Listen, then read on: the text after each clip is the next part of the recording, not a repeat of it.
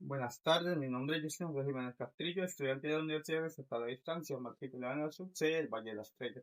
En esta exposición voy a compartir algunas ideas sobre la literatura infantil y su importancia en la educación.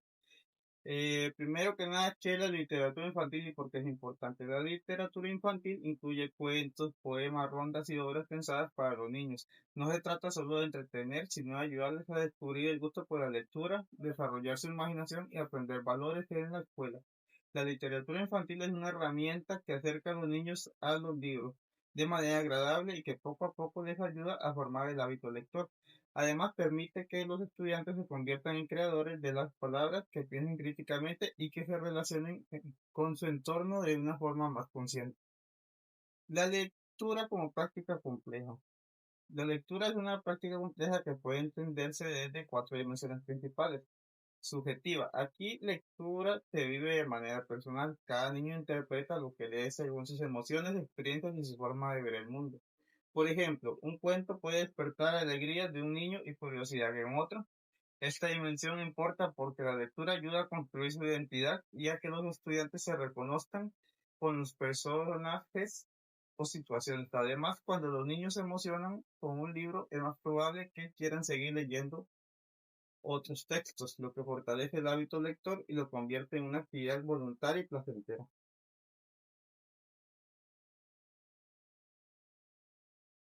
La lectura también tiene un aspecto físico. No es lo mismo leer un libro con ilustraciones coloridas que leer un texto sin imágenes. El contacto con el papel, las ilustraciones y el diseño gráfico hacen que la experiencia sea más atractiva en el aula. Cuando los niños manipulan un libro, pasan sus páginas y observan los dibujos, se involucran más en la lectura. Incluso el espacio donde se lee incluye una biblioteca escolar, un rincón de lectura o un círculo en el aula, crea un ambiente que motiva a los estudiantes y convierte la lectura en un momento especial.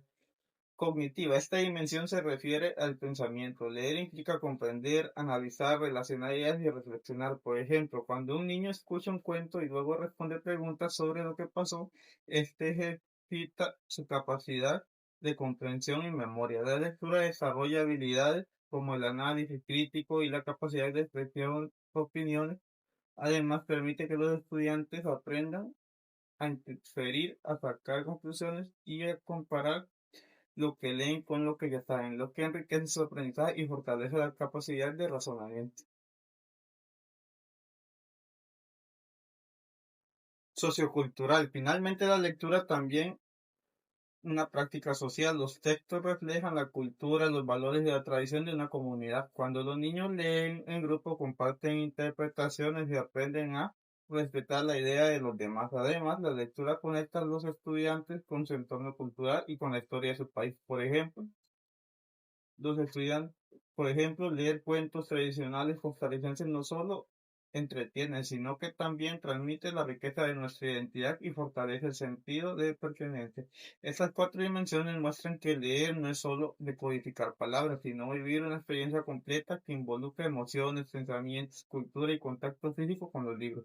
En otras palabras, leer es un acto integral que forma tanto en la mente como en el corazón de los estudiantes.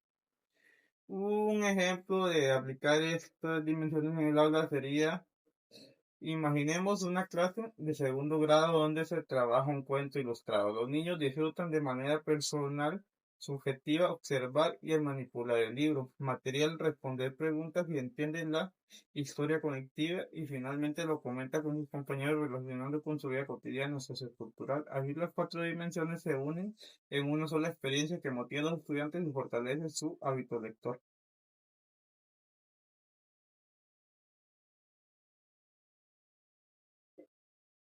Tensión entre fines didácticos, morales y estéticos en la historia. La literatura infantil ha cambiado con el tiempo y siempre ha tenido una tensión entre enseñar y entretener. En el siglo XIX los textos eran sobre todo didácticos y moralizantes, pensados para instruir más que para divertir. Un ejemplo es Rafael Francisco Osejo con breves lecciones de aritmética en 1830. Entre 1920 y 1975 aparecen obras que buscan también despertar la fantasía y el goce estético, destacando Carmen Lira con los cuentos de mi tía Panchita en 1920 y Joaquín Gutiérrez con Popori en 1947. En la segunda mitad del siglo XX se empieza a tratar temas más complejos como la diversidad, la ecología o la muerte.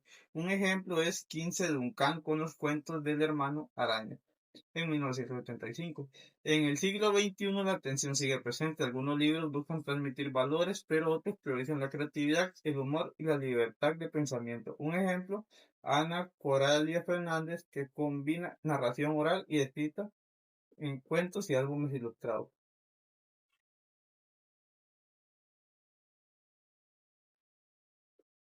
Evolución del concepto de literatura infantil. Gracias a esta atención, la literatura infantil ha evolucionado. Pasó de ser vista como un instrumento para enseñar normas y conocimientos a ser reconocida como un arte que también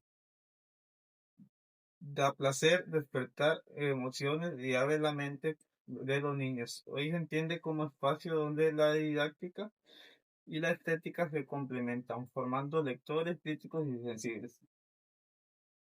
Bueno, en conclusión, la literatura infantil sigue siendo fundamental en la educación. Nos ayuda a formar lectores, a integrar la imaginación con el aprendizaje y a mantener viva la cultura. Hoy más que nunca necesitamos que los niños lean, no solo para aprender, sino para disfrutar, pensar y crecer como personas.